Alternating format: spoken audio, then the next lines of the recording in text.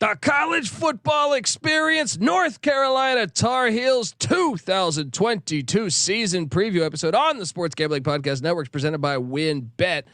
Bet $50 at WinBet and get $200 in free bets. Bet big, win bigger with WinBet. Head over to sportsgamblingpodcast.com/WinBet. That's sportsgamblingpodcast.com/WYNNBET to claim your free bets today.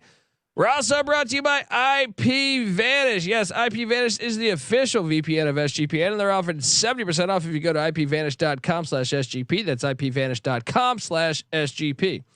We're also brought to you by SGPN Discord. Yes, make sure to check out our new Discord server. It's the perfect place to interact and sweat out bets with the entire SGPN crew. Just go to sportsgamblingpodcast.com/Discord. Hey, what's up, you degenerate gamblers? This is Bill Burr, and you're listening to SGPN. Let it ride, baby.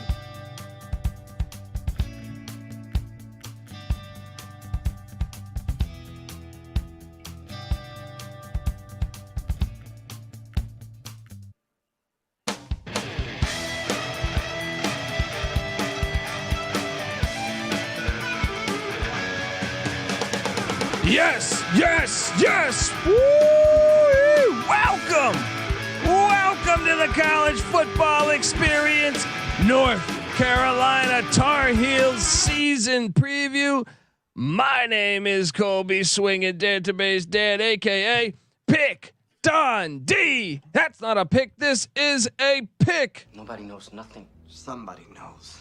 Double the price, but no one touches Dundee. Oh, Tar Heel football, high expectations a year ago.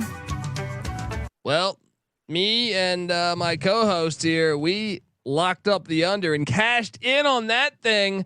I am joined by my co-host, the ACC guru himself. Give it up for rooftop IPA drinking, homebrew making, Tobacco Road living, the free lock giving, former Herndon Basketball League MVP. Give it up for NC Nick in the place to be. There we go. What's going on, man?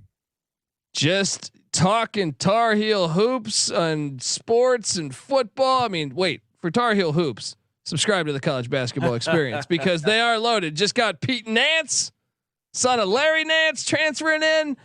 NC Nick's here's a Duke fan, so I got to preface it this episode. All the UNC fans listening to this are like, "Are you serious? You brought in a Duke fan to talk UNC?" Look, I'll try to be fair. I think I'm a pretty fair and I'm biased, but I try to be fair. And look, UNC basketball is freaking loaded again. I'm very nervous about that coming up. So subscribe, So subscribe to the college basketball experience. But this is college football talk.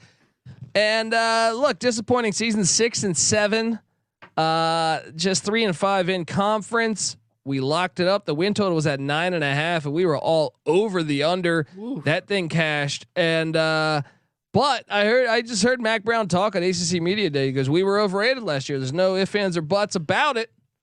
But he goes, "I also think we're underrated this year." So if you look back at 2020, 8-4 season. You look back at 19 when they were projected to be pretty bad, 7-6. They were way ahead of schedule then. I think UNC might be a little bit better than what we're thinking, just because last season didn't go their way. You know what I mean? But they've been recruiting at a really high level. You look back at last season, 7-point loss at Virginia Tech in a game that we were on the right side of. A crazy loss to Georgia Tech and Florida State, which I still don't understand what the hell happened. Those were baffling. Yeah. Baffling. 10-point loss in South Bend. Notre Dame's owned them lately. Overtime loss at Pitt, who won the ACC. That was a tough one. 4-point loss at NC State. They got to get it together. And you got to mention the bowl game loss to South Carolina too. I know the Tar Heels aren't gonna like to hear that, but that was. They had a bunch of players sit out though, right? I mean, that's always the bowl. Hal games played. Yeah. Hal wanted to play. I give him credit too. I like Hal, but it's still disappointing. But you're right. It's a bowl game, basically a meaningless exhibition. So what do you make right now of Mack Brown? You know, he's in his 70s. He's sitting there saying, "NIL my ass. I can do this." You know, I would say 21-17 in 3 years is not what people were expecting, but you have to realize how bad UNC was before he took over. I was about to say, I think he's actually kind of done. I think he's better than what I was expected. Yeah. Well, I guess it all comes back down to last year because expectations were so high. I mean, it was Hal for Heisman. It was a potential sleeper team for the playoffs. And, week 1 at NC State, that, not only did they lose, but they got beat by a very average to bad Hokie team. And that game was just ugly. They just did not look good, So I think that's kind of the bad taste in people's mouths. But Mack Brown is recruiting excellent. He's bringing more talent into UNC in a long time. And you know what? Maybe you're right. Maybe it's better to fly under the radar this season where people aren't expecting too much. Maybe you can sneak up on some teams. Maybe they can get that defense to play a little bit better than a season ago. And then who knows? Maybe they can have a better year than 2021. Well, let's hop into it because Phil Longo is back at offensive coordinator. I'm a big believer that he is one of the best offensive coordinators in football. They had the number 10 offense a year ago, 19th in scoring offense, 18th in rush offense, 42nd in pass offense, starting at 10th overall. Look, Phil Longo was the OC for Hugh Freeze at Ole Miss when he was giving Nick Saban all those fits. This guy is legit, in my opinion, at running an offense. I'm actually surprised he's not a head coach. Yeah, I really am, because I thought he would be a head coach by now. They lose Sam Howell, but here's the good thing: Drake May and Jacolby Criswell got some burn last season.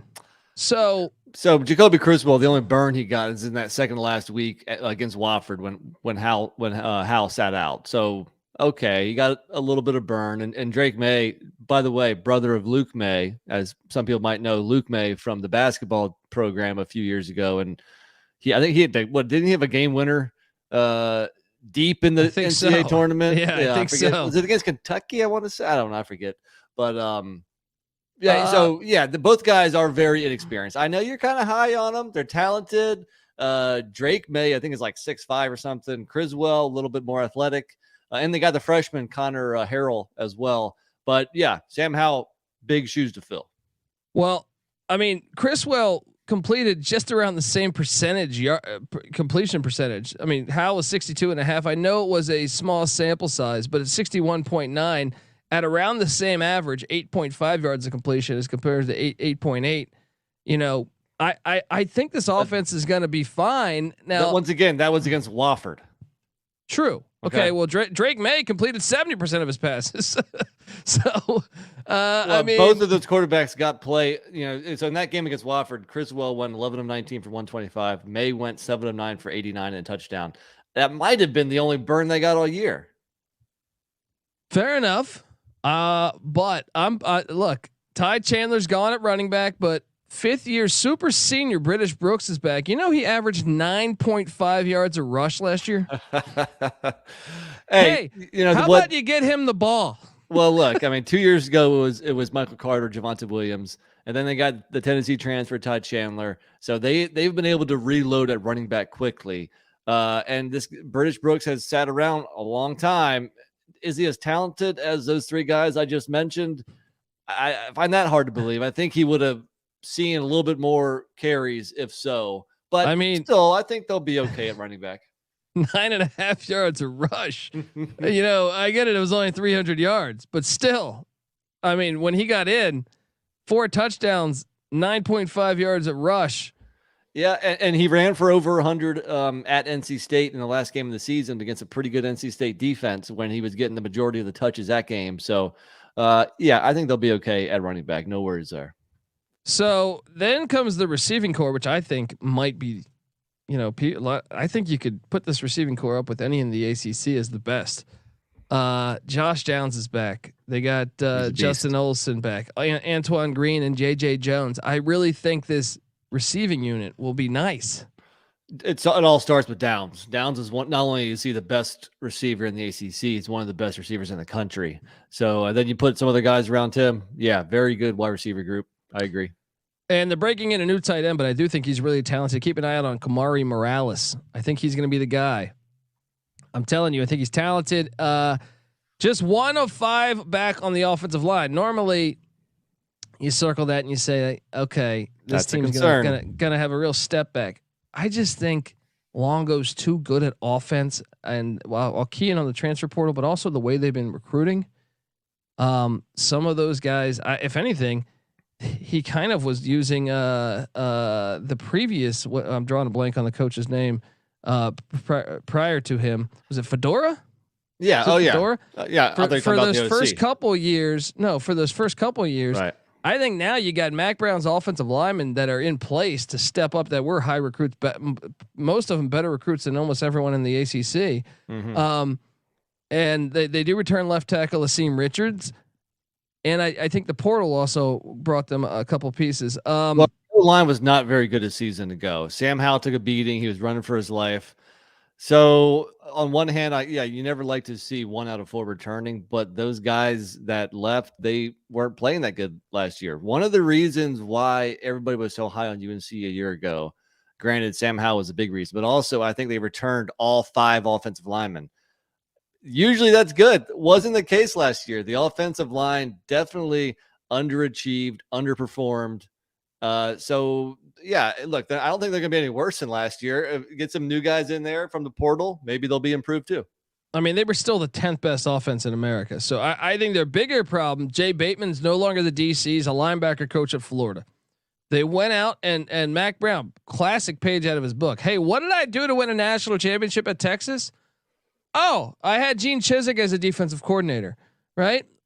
Gene Chizik also won a national championship as a head coach at Auburn, right? And so I love the hire of going out and getting Gene Chizik. I really think, say what you want about him as an analyst. I thought he was pretty lackluster as an analyst on TV, but I thought the guy can flat out coach defense, right? They were the 11th best defense in the ACC last year, and they really had to outscore opponents. So I would say that if the offense this year, maybe not quite as good as last year, they do need that defense to step up. And you might be right. They might have the coordinator to have some improvement there. Well, look, he was at North Carolina in 2015 and 2016. So he's coming back to North Carolina, but at 2015 and 2016, he got the defense to like 63rd nationally. If you can do that with a top 10 offense or even if it's a top 30 or a top 40 offense, I think you'll be playing just much, much, much better. And I can tell you, this is what I do like is on the defensive side of the ball. So last year they were 105th in scoring defense. They got to create more turnovers. 97th in rush defense, 84th in pass defense, charting at 94th overall. That's not good, but guess what? They have 8 starters back and from a season ago, and that's not counting what they did in the transfer portal. They're going to be running the 3-3-5, and they have their entire D line back led by sophomore Desmond Evans. Keep an eye out for this kid because I think he's a beast. I like the two interior 300-pounders, the tackles, Murphy and Vohasik as well. Yeah, I'm telling you, I think the D line will be solid. Linebacking core, only 1 of 3 back, but I keep an eye out on Power Eccles.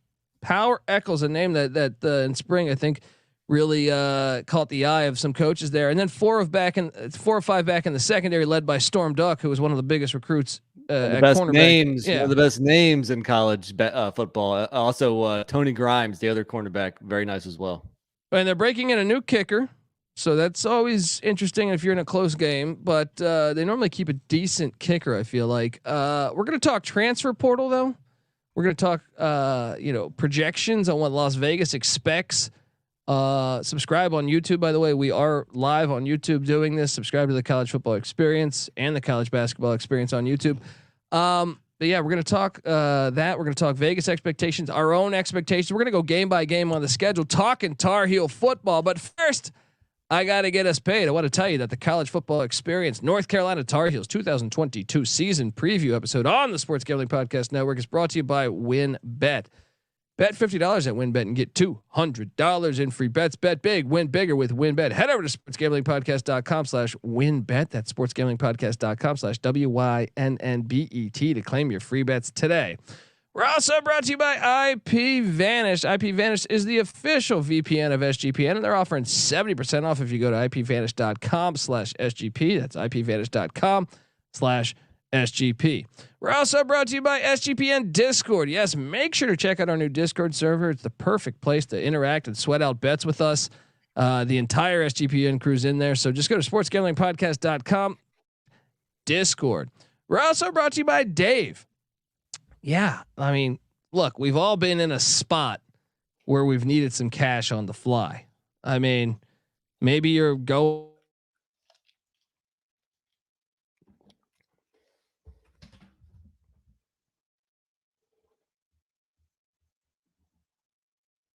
That you need some more cash or whatever. Maybe you're in Vegas. I have no idea. Maybe your car broke down and you need whatever the situation life maybe girlfriend birthday. All of a sudden shit, she wants to go to this restaurant, more money, right? Well, that's why Dave is fantastic. Dave is the banking app that can help you get up to $500 instantly with extra cash. And what's great is there's no interest, there's no credit check needed.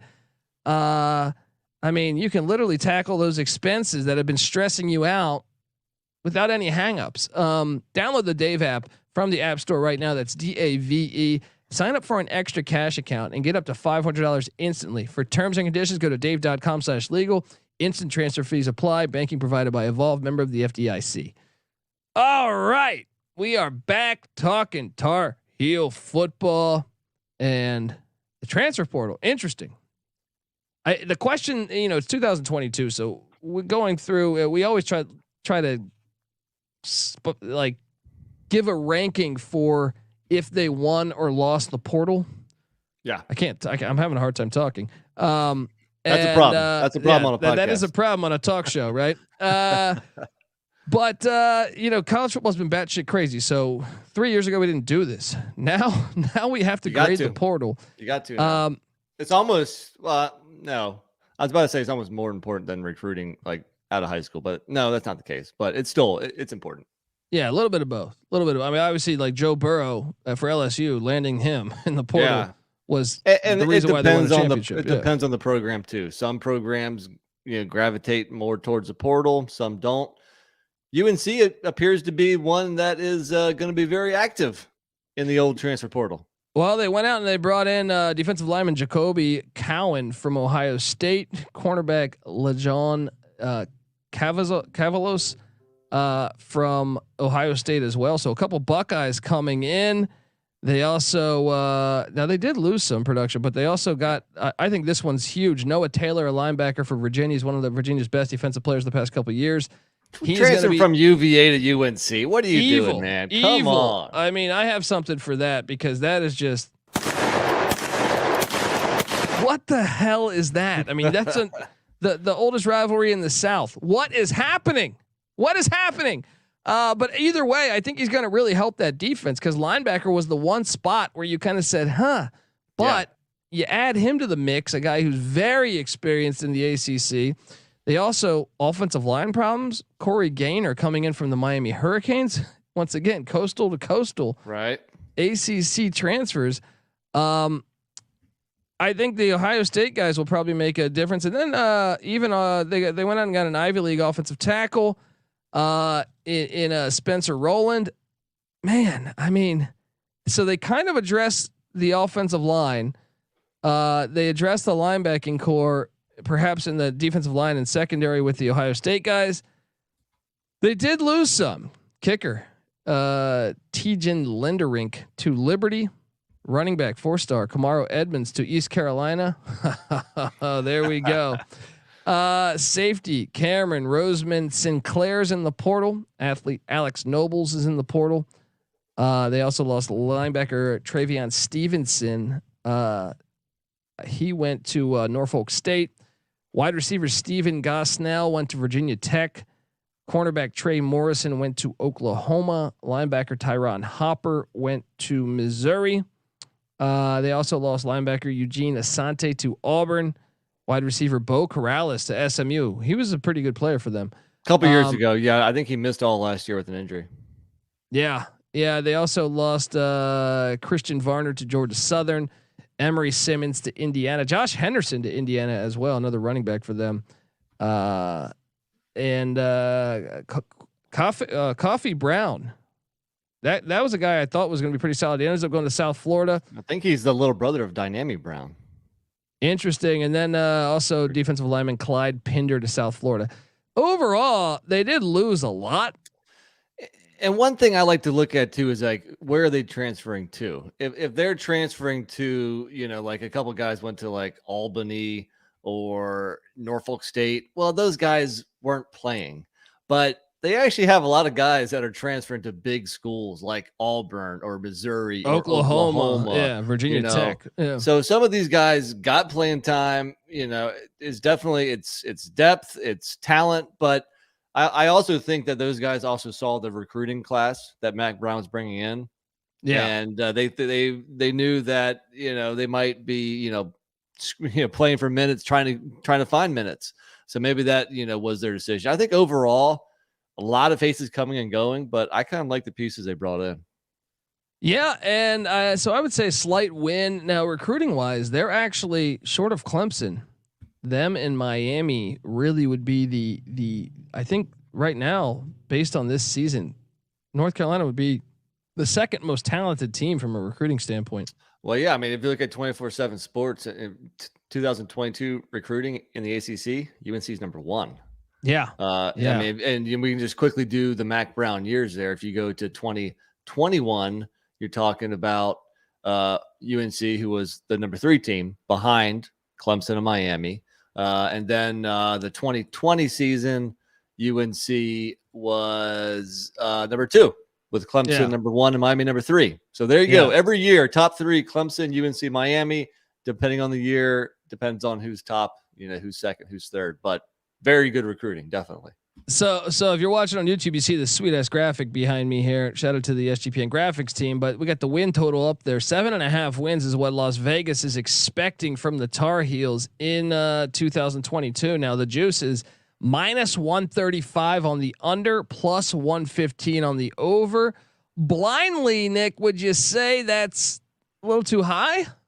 Well, I think it's placed at a good spot, but I'm thinking under. I'm thinking they only won 6 regular season games last year, and we have a question mark at the quarterback position and a question mark at the offensive line position.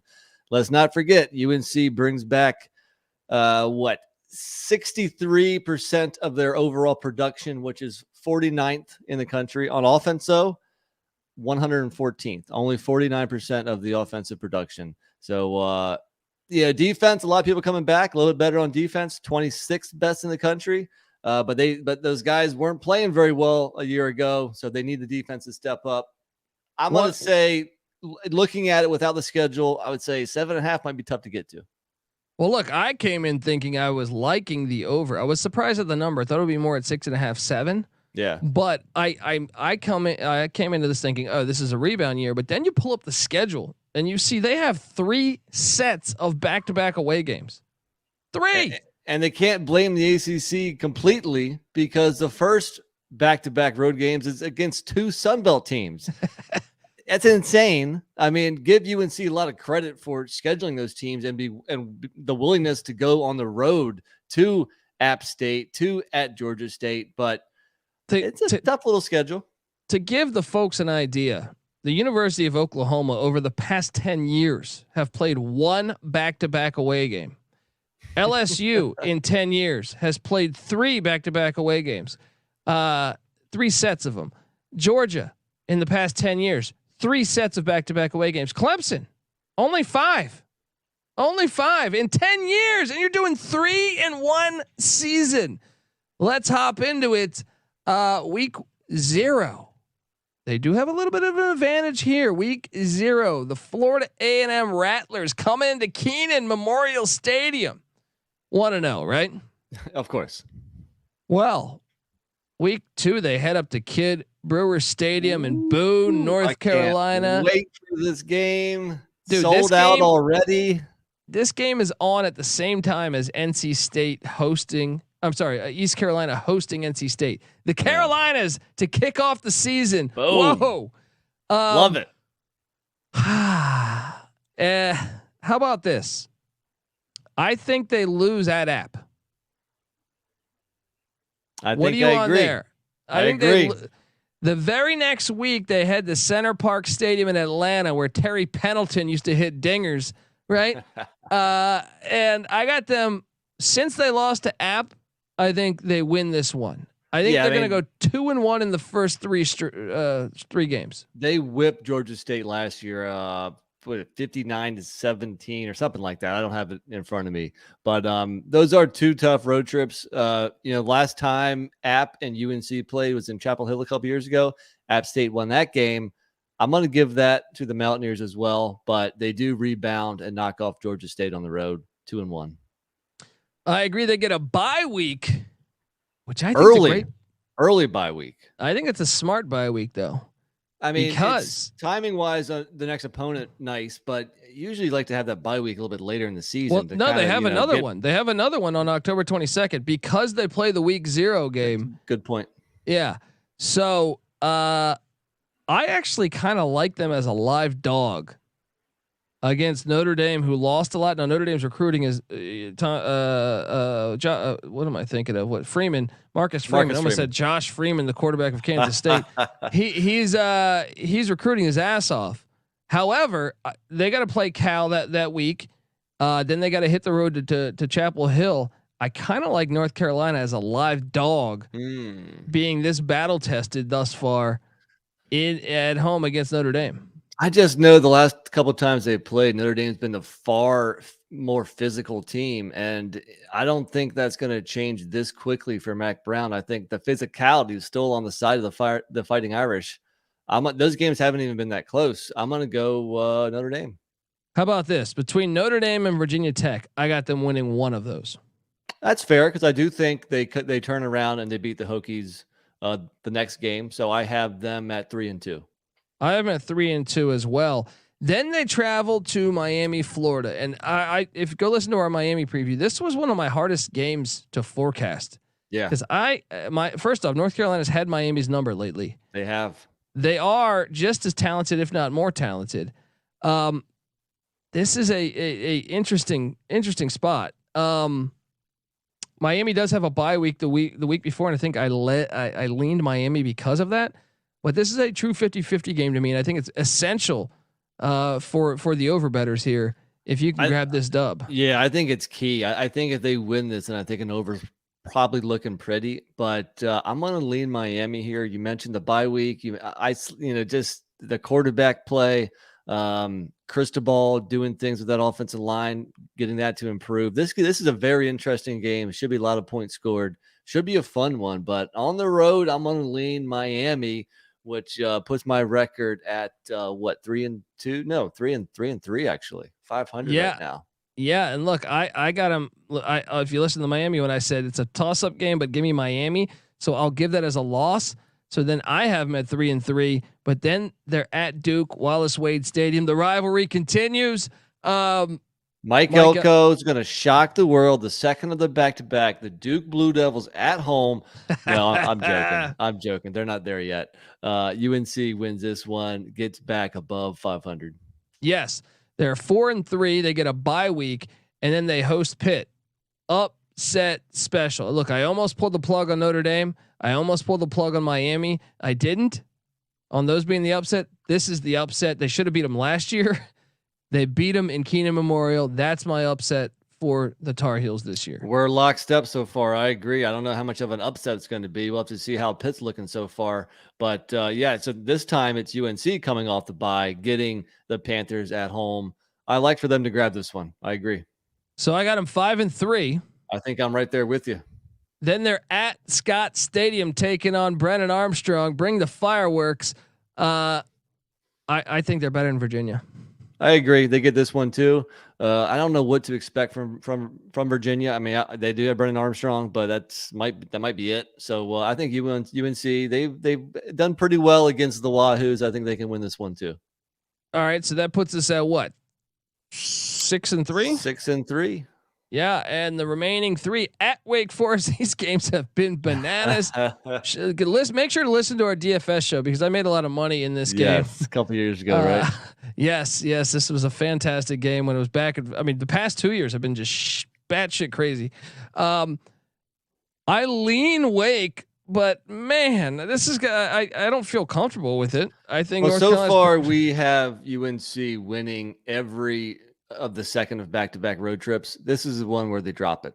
They lose to Wake. It's going to be a crazy game. It's going to be high scoring. Wake Forest pulls it out at home. Some Sam Hartman magic. Last year was Hal for Heisman. This year, how about Hartman for Heisman? That's true. Give me the Demon Deacons here. And that is 59-56, double overtime. Wake Forest wins, I guess. Then they're home to Georgia Tech. They exact revenge from last year, beat the Yellow Jackets. And then they're home to NC State. I think I'm on the over on this team. I think they're under. They've been losers of 3 of the last 4 games at home to the Wolfpack. This is it, man. This is your over under. This is the rivalry. I'm going to go Wolfpack actually. 7-5. I'm on the under. I like the over, and I actually think even when you pull up their losable, like I get it. That's crazy to have 3 sets of back-to-back away games, but at least they get that these 2 bye weeks in there. So it's kind of like 3 chunks of a season. And look, I mean, we had one of the losses at App State. I mean, UNC's favored in that game. Or actually, I haven't seen a line yet, but I think they'll be favored by a field goal or 4 points or something. They could beat the 2 Sun Belt teams. I mean, that's not crazy, right? So then I don't even see a flat out for sure loss on the schedule. Now, no, obviously, I agree. Yeah, I mean, the best team they play is probably Notre Dame. They miss Clemson, or I guess you could say NC State. The best 2 in Miami. Those are the 3 best teams, right? Notre Dame, Miami, and NC State. And I had them losing all 3. So just win one of them. Win one of them, and you probably have an over. I know it sounds crazy with 3 sets of back-to-back away games, but I kind of like the schedule, the way that they okay, that was crazy to do the Sun Belt thing. If you can survive that, yeah, getting Duke on the second end of a back-to-back and then Wake Forest, who Kloss is doing an unbelievable job, but they're more talented than Wake Forest. I kind of like this schedule. They just got to survive the App State, Georgia State games. Cause then I think they're actually a live dog against Notre Dame. I think they're more talented than every other team minus Miami. Yeah. I think they're more talented than NC State. I would say there's lots of paths to an over, and here's your main 2 paths. Like I said, win one of those big 3 games, which 2 of them are at home, Notre Dame at home, NC State at home, on the road at Miami, or beat both Sun Belt teams. And then I think you have some paths to an over. But with all that said, they just lost too much. I'm not sure who the quarterback is. I'm not sure how the quarterback's going to play, and I still have concerns over the offensive line, and that's enough for me to go under. I like what they did defensively, hiring Gene Chizik. I think Phil Longo will have this offense rolling. I like the over, and I actually like their value as a potential winner of the ACC. Hey, it's a Coastal, man. I mean, why not? Anybody can win it. I'm trying to get us odds right now on to win the conference right now. Not the division. I'm talking about to win the conference, because imagine a scenario where NC State or Wake Forest is in the ACC championship and it's not Clemson. Even if it is Clemson, does Clemson have enough offense to stay with the Phil Longo offense? North Carolina at plus 1,500 to win the ACC. Do you have odds to win the Coastal? Yes, I do. To win the Coastal, it is plus 400. Okay, so probably obviously Miami's a favorite to win the Coastal. Pitt is second, so it goes. They're projecting Miami, Pitt, then North Carolina, then Virginia Tech, then Georgia Tech, then Duke. What's the odds on Miami? Plus 160. That's not good enough in the Coastal. Yeah, man. Anything can happen in the Coastal. I like that plus 400. Me too. I like it, folks. Hop on in, subscribe to the College Football Experience. I'm on the over. He's on the under. Folks, if you can get over to iTunes, give us a 5-star review. We'd certainly appreciate it. If you do that, take a screenshot, show us that 5-star review, and on Twitter at the Colby D. That's my personal account, or you could do it from the College Football Experience on Twitter at TCE on SGPN. NC Nick's on Twitter at NC_NICK. Patty C is on Twitter at Patty C831. We are the College Football Experience. Subscribe, tell a friend. Also, remember, subscribe to the College Basketball Experience, because we're doing some some season stuff right now, and it's going to heat up in a couple weeks. So we talk college basketball year round over there. We talk college football year round over here. And also I host the college baseball experience with Noah Beanick. UNC keeps a decent baseball team back to the days of Walt Weiss. We've checked out the stadium. Remember that? We have, Nice and the football stadium. Yeah. So, yeah, I think you'll dig all those. And also the sports gambling podcast. Check them out. We just had Pat McAfee on the show, Mike Leach on the show. Yeah, just want to make sure you did check out. They're already doing NFL stuff. Carolina Panthers. They just did their preview. Check that out. I think the Redskins are coming at some points. Check out those. Or any other teams you like, Jacksonville Jaguars, Atlanta Falcons. I don't know what team you root for over there in Carolina. All right. How about the Carolina Panthers? Yeah, there you go. Sam Darnold and Baker Mayfield. All right. And PJ Walker. They got a nice little quarterback situation going on there. Didn't they draft one too? I feel like they might have drafted one. Not I feel like early. they might have drafted. Okay. But anyway, check. I think they drafted Matt Corral. Didn't they? I think they did. I think you're right. Yeah. So they're just a stable. Who knows who's starting over there? But check out the Sports Gambling Podcast for that Carolina Panther preview. Folks, subscribe to the College Football Experience. Check out the Discord channel. It's always fun to talk stuff. We're no matter the sport, we're in there. It could be fucking sumo wrestling in Bangkok, and I'm sure we got you covered. Check it out. All right, folks. This is the College Football Experience. North Carolina Tar Heel style. You better start thinking about yours. And we out of here.